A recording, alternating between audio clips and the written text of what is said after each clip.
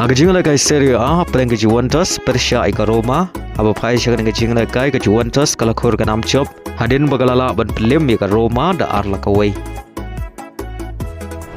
Haga jingla kai Premier League ha preng Newcastle Persia ika Chelsea haga ke jingla kai baro R3 ken hun ke khai damar argol hada bukur ke jingla kai.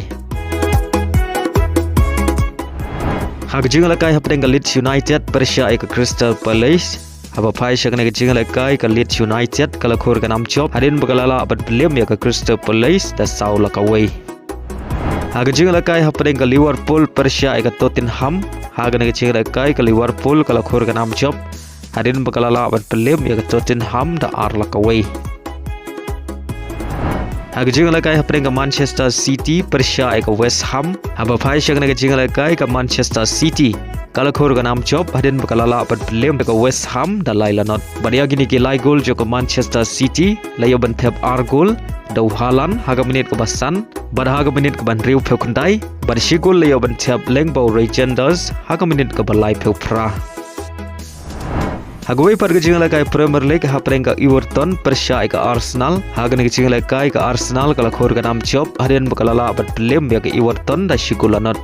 Badia gana ke shigol jo ka Arsenal layo ban thep haga minit ka ba arp nyau leng ba ka penalty balakan chat da Victor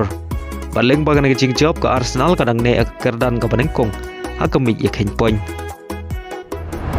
Haga jingla kai French Cup ha preng ka VFF Persia ka PSG haba phai shagana ke jingla kai ka PSG kala khur ka nam job adin bagalala ban Khlem sok ka VFF da saula not. Haga jingla kai La Liga preng ka Real Madrid Persia ka Sevilla haga ke jingla kai ka Real Madrid kala khur ka nam chop hadin bagalala ban Khlem ka Sevilla da arlanot badia gini ki argol jo ka Real Madrid layo ban chap Nyngkong leng bau Bellingham haga minit ka ba live pheu phra badia ka gol ka ba ar layo ban chap leng bau Mbappe haga minit ka ba phra phnreu leng ba ka penalty.